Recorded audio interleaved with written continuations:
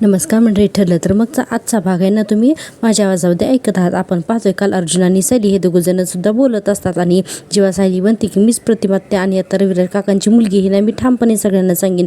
आणि एवढंच नेमकंच ना प्रतिमात्या हे सगळं ऐकतात आणि लगेच म्हणतात सायली. आता सायली आणि अर्जुन घाबरतात ना, त्यांना वाटतं की आमचं सगळं बोलणं या दोघांनी ऐकलं की काय म्हणून. पण प्रतिमात्यांनी ना असं काही ऐकलेलं नसतं. आता ते आतमध्ये येतात कारण त्या सरबत घेऊन आलेल्या असतात ना. आता बराच वेळ तर ते अर्जुन आणि सायलीकडे बघत बसतात. हे तर दोघे खूप घाबरलेले असतील आणि बघा पण प्रतिपात्याने काहीच ऐकलेलं नसतं. प्रतिपात्या म्हणतात काय हे सायली, तू अजून ही गप्पाच मारत बसली आहेस का. आता अर्जुनच्या लक्षात येते की प्रतिपात्याने काही ऐकलं नाही म्हणून.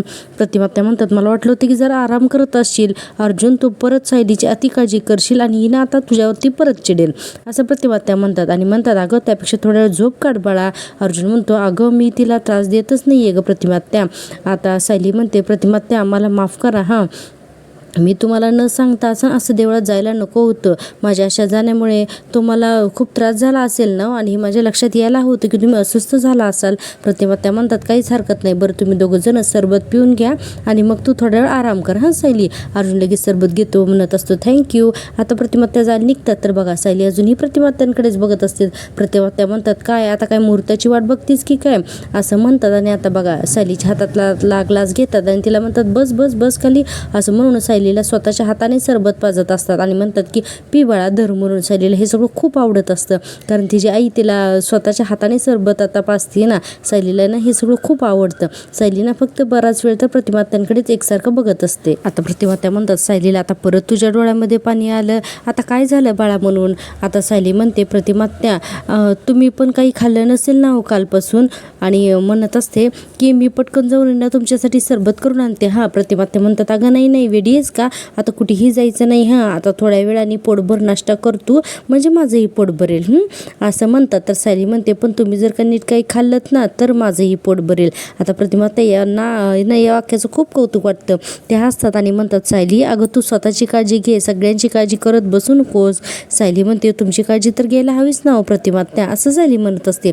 बघा दोघी सुद्धा ना मायली की ना आतून ना एकमेकींबद्दल खूप आता असं अट्रॅक्शन वाटत असतं. आता सायली काय करते की लगेचच कल्पनाताईंच्या खांद्यावरती डोकं ठेवते. प्रतिमात्या म्हणतात कसं घे आपल्या मायलिकीचा नातं आहे म्हणून. दोघीजणी खूप खुश असतात. फक्त सायलीला ना सांगता येत नसते की तूच माझी आई आहे म्हणून. सायली म्हणते म्हणजे, तर प्रतिमात्या म्हणतात म्हणजे बघ ना जेव्हा मुलगी लहान असते तेव्हा ना आई तिची काळजी घेते आणि मुलगी मोठी झाली की मग ती तिच्या आईची सुद्धा ना आई होते. आता जशी बघ ना तू माझी झालीस ना अगदी तशी. तू पोटभर जेवून घे मग माझं पोट भरेल असं म्हणालीस ना आता तू. अगं हे आईने म्हणण्याचं वाक्य असं प्रतिमात्या म्हणत असतात. आता अर्जुनला तर हे सगळं बघून खूप आनंद होतो. प्रतिमात्या म्हणतात आपले काय ऋणानुबंध आहेत ना देवत जाणे. आणि सायलीला हे सगळं सांगायचं असतं पण सांगता येत नाही. कल्पनाताई म्हणतात मागच्या जन्मी ना तू नक्की माझी लेक असशील म्हणून. आणि आता सायली पुन्हा ना त्यांच्याजवळ जाते आणि मनातल्या मनात म्हणत असते गेल्या जन्मी नाही प्रतिमात्या, या जन्मातच मी तुझी मुलगी आहे म्हणून. प्रतिमात्या मीच तुमची मुलगी आहे, मला ना थोडासा वेळ द्या म्हणजे ना मी हे सिद्ध करते की मगच तुम्हाला मी सगळं काही सांगू शकेन. आता आपण पाहतोय पुन्हा सीन तो म्हणजे मैपतचा. इकडे मैपतने त्या फाईलवरती सही केलेली असते ज्याच्यावरती लिहिलेलं असतं 10 एकर जमीन जी आहे तर त्या मुलीची मैपतला मिळणार आहे म्हणून. आता सचिन इतका खुश होतो 10 एकर शेत आता मिळतंय म्हणून. त्यानंतर ती मुलगी आहे ना एक सुटकेस ओपन करून दाखवते तर ती सुटकेस पूर्ण पैशाने गच्च भरलेली असते. मैपत म्हणतो नाही पोरी आता मला या पैशाकडे बघायची इच्छा सुद्धा नाही येतो ना, खरंच हे सगळं घेऊन जा. ती मुलगी म्हणते बाबा हे पैसे सगळे तुमच्या भक्तांच्या कल्याणासाठी आहेत म्हणून. आणि आता सचिन पण मांडव लावून सांगतो की घ्या म्हणून. आणि ती मुलगी म्हणते हे बघा हे सगळे पैसे आश्रमाच्या वापरासाठी तुम्ही उपयोग करा. मी आश्रम बांधायला घेते, त्याचं काम कसं सुरू आहे ना हे सगळं मी आता तुम्हाला सांगतच राहील ना. आता मैपत म्हणतो ठीक आहे. आता ती मुलगी मैपत बाबा की जय म्हणून आता तिथून निघून जाते आणि सगळे भक्तगण पुन्हा मैपत बाबा की जय म्हणून जय जयकार करायला लागतात. सचिन म्हणतो अरे वा हा तर खूपच इन्कम असलेला धंदा आहे, अरे शिवाय इन्व्हेस्टमेंट शून्य. सचिनला तर फारच आवडतं. आणि सचिन म्हणतो मित्र अण्णांना मूर्खात काढत होतं पण त्यांनी तर घरामध्ये ना पैशांची अक्षरशः नदीच वाहिली ना आणि असं म्हणायला लागतो. आणि पुढे म्हणतो अण्णांना हे सगळं करण्यापासून थांबवण्यात काहीच अर्थ नाही आहे, उलट यांचं हे प्रश्न आणखीन कसं मोठं करता येईल ना, आता मला हे सगळं ते बघायला हवं असं सचिन म्हणत असतो. आता आपण पुन्हा पाहतोय इकडे चैतन्य गार्डनमध्ये बाळाला घेऊन बसलेला असतो. इतक्यातच अस्मिता तिथे येते.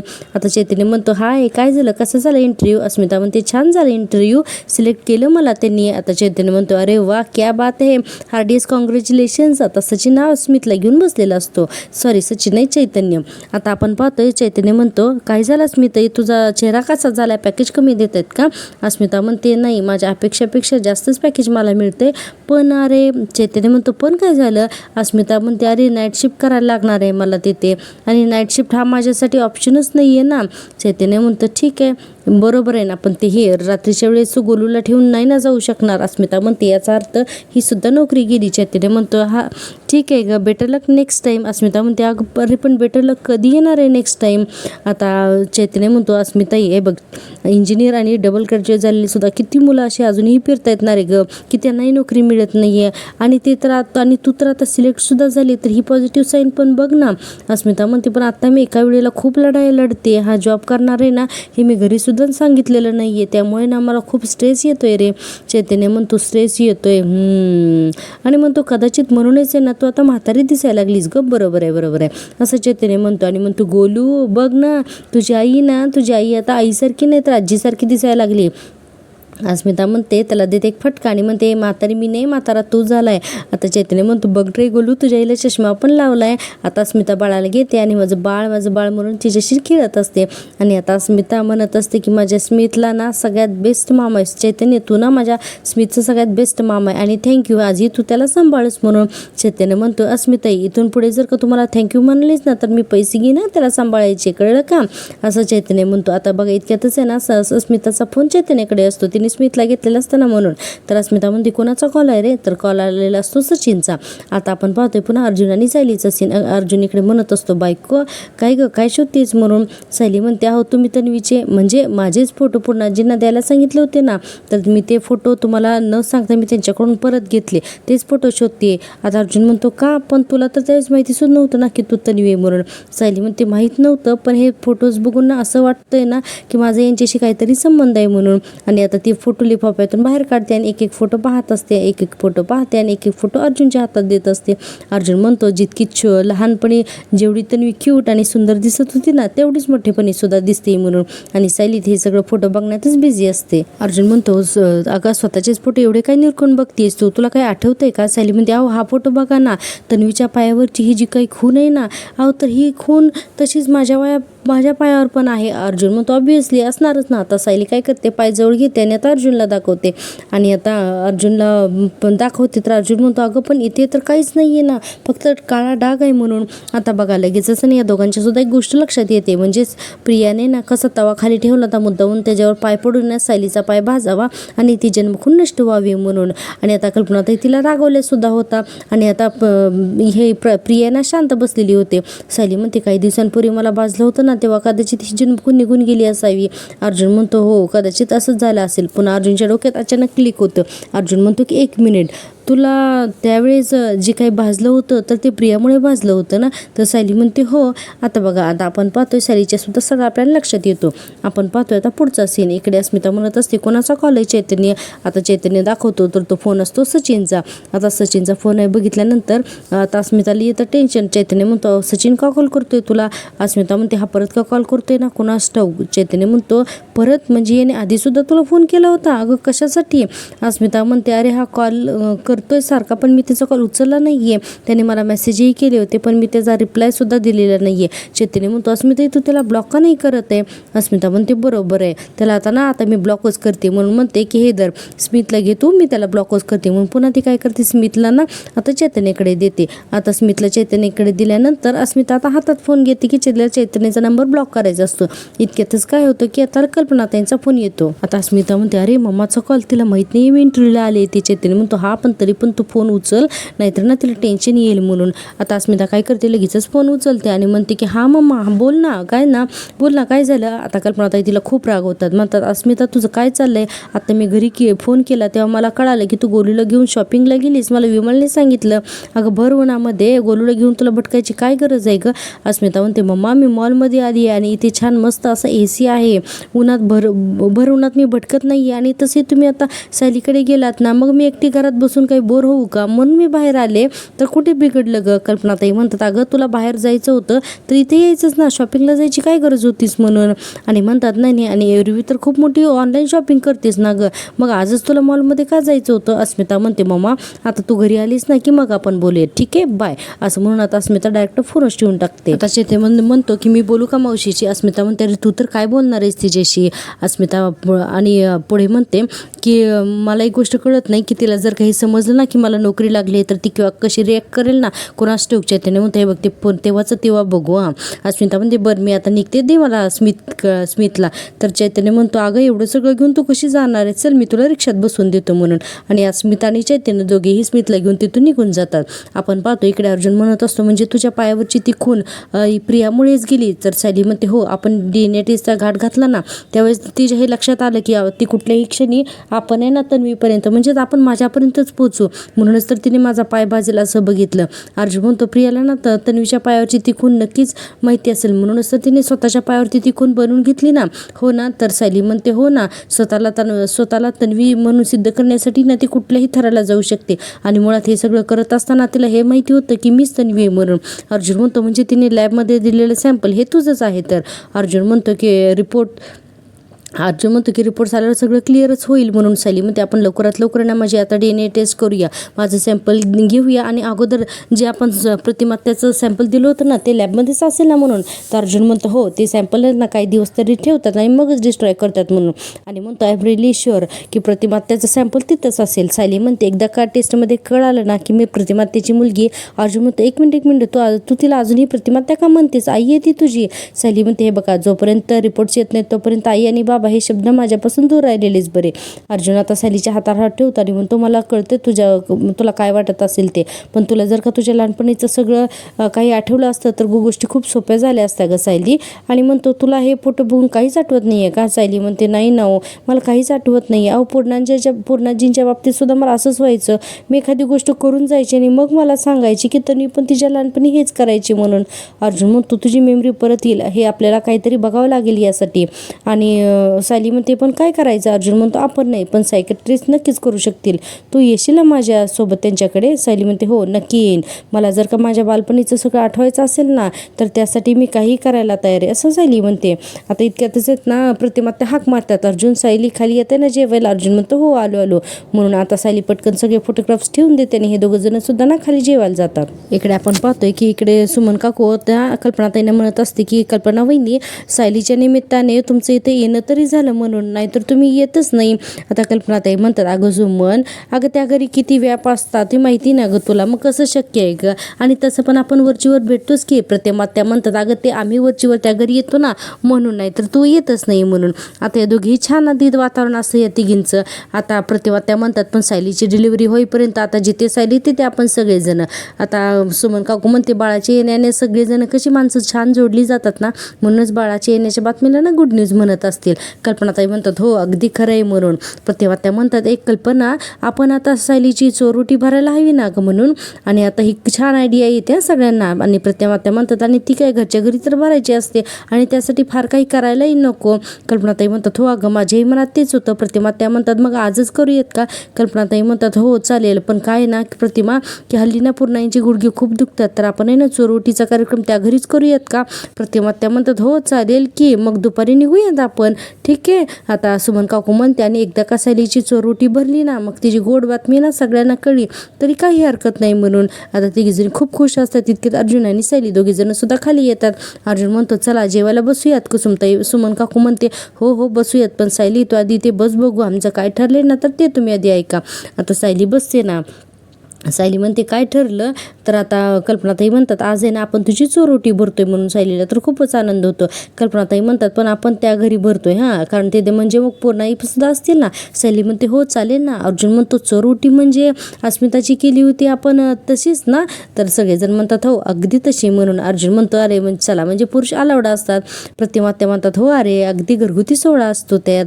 अर्जुन म्हणतो घरी असलो तरी सुद्धा ना आपण तुझ्यासाठी एक कोरी साडी घेऊया तन्वी असा करतो. आणि मग सायली त्याच्याकडे बघते ना पटकन, तर अर्जुन म्हणतो अगं बायको नाही म्हणायचं तुम्हाला, तुझ्यासाठी कोरी साडी घेऊयात.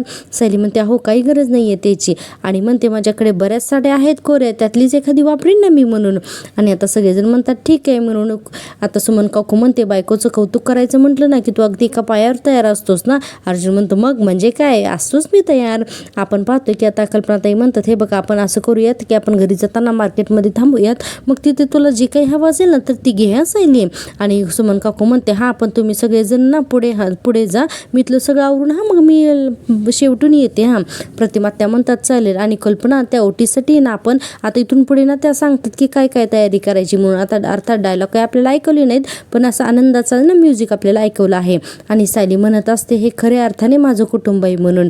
आणि म्हणते आजपर्यंत मला ना हे सगळे लोकांना सायली म्हणून प्रेम करायचे, पण जेव्हा या सगळ्यांना कळेल की मीच यांची तन्वी, तेव्हा हे माझ्यावर किती भरभरून प्रेम करतील असं सायली मनातच म्हणत असते. आता आपण पाहतोय पुन्हा सचिनचा सीन. सचिन म्हणत असतो पण साक्षी अस्मिता माझ्या फोनला उत्तर देत नाही आणि मेसेजेसलाही रिप्लाय देत नाही, मी जर का तिला भेटलोच नाही तर प्रियाच्या प्रेग्नन्सीची न्यूज मी तिच्यापर्यंत कशी पोहोचवणार आहे. आता साक्षी म्हणते हे बघ सचिन, ती जर का तुझ्या कुठल्याही प्रयत्नांना रिप्लाय करत नसेल तर तू कितीही प्रयत्न केलेस तरी सुद्धा ना काहीच उपयोग होणार नाहीये. अरे तुला ना तिला आता डायरेक्टली जाऊन भेटावंच लागेल सचिन असं म्हणते साक्षी. आणि पुढे म्हणते की हे बघ तू ना तर तिच्यावर लक्ष ठेव आणि ती बाहेर पडली ना की तिचा पाठलाग कर, ती रस्त्यात तिला कुठेतरी गाठ आणि तिला हे सगळं सांगून टाक म्हणून. सचिन म्हणतो की ठीक आहे बहुतेक आहे ना मला असंच काहीतरी करावं लागणार आहे म्हणून.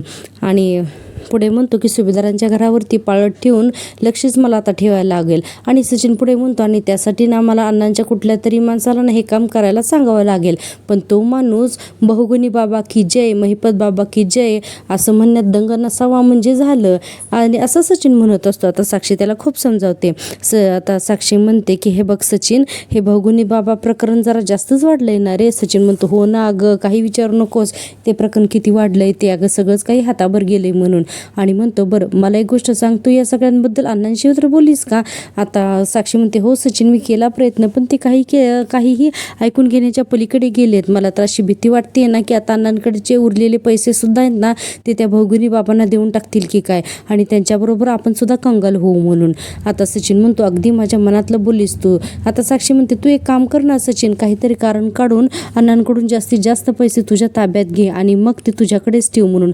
आणि म्हणते नाही तर ते सगळे पैसे गेलेच म्हणून समज. आता सचिनला हा प्लॅन इतका आवडतो ना की बस. सचिन म्हणतो हे बघ तू म्हणतेस ना म्हणून मी हे सगळं करतो, अण्णांकडचे सगळे पैसे माझ्या ताब्यात घेईन मी आणि मग त्यांना त्या भौगुनी बाबांना आणखी पैसे देऊच देणार नाही असं सचिन म्हणत असतो. आणि म्हणतो की डन म्हणून. साक्षी म्हणते ठीक आहे मी आता फोन ठेवते, आपण लवकरच भेटूयात सचिन म्हणतो ठीक आहे मिस यू ब्युटिफुल असं म्हणतो आणि म्हणतो लवकर आपण भेटूयात आणि आता सचिन आहे ना फोन ठेवून टाकतो. आणि बघा फोन ठेवल्यानंतर सचिन इतका खुश झालेला असतो ना की बस. आता सचिन म्हणतो की साक्षी स्वतःच मला म्हणाली की अण्णांचे पैसे माझ्या ताब्यात ठेवायला सांगते ना, ही तर गोष्ट खूपच चांगली झाली, आणखीन काय हवंय मला असं सचिन म्हणत असतो. आता आपण पाहतोय पुन्हा सुभेदारांच्या घरातला सीन. आता इथे चोरोटी भरायची, अर्थातच सगळ्या सुभेदारांच्या घरात लगबग दाखवली आहे. अश्विन म्हणत असतो की मामा प्रतिमा त्यांनी सुमन काकू तुमच्याबरोबरच का आल्या नाहीत ग. कल्पनाताई म्हणतात अरे ते थोड्या वेळाने येणार आहेत आणि सुमनला ना आणखीन थोडा उशीर होणार आहे, म्हणजे सुमन काकू आहे त्यावेळेस येणार आहे म्हणून. आता अस्मिता जोरात ओरडते अरे गप्पा काय मारताय, पटापट हात चालवा ना आणि त्या माळा लावा ना पटपट म्हणून.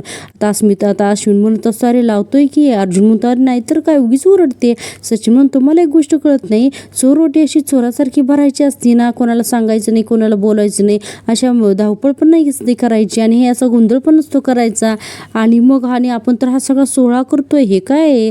अस्मिता म्हणते 4 फुलं लावले म्हणजे काही सोहळा होत नाही, अरे घरातलीच माणसं आहेत बाकी कोणालाच बोलवले नाहीये असं अस्मिता म्हणत असते. आणि पुढे म्हणते आणि अरे हे सगळं माळा वगैरे आहेत ना ते आपल्यासाठी आहे, नाहीतर मी छान छान साडी नेसून मी कधी मिरवणार होते. आता अश्विन अर्जुन आणि चैतन्य तिघही म्हणून अस्मिताची मजा घेत असतात.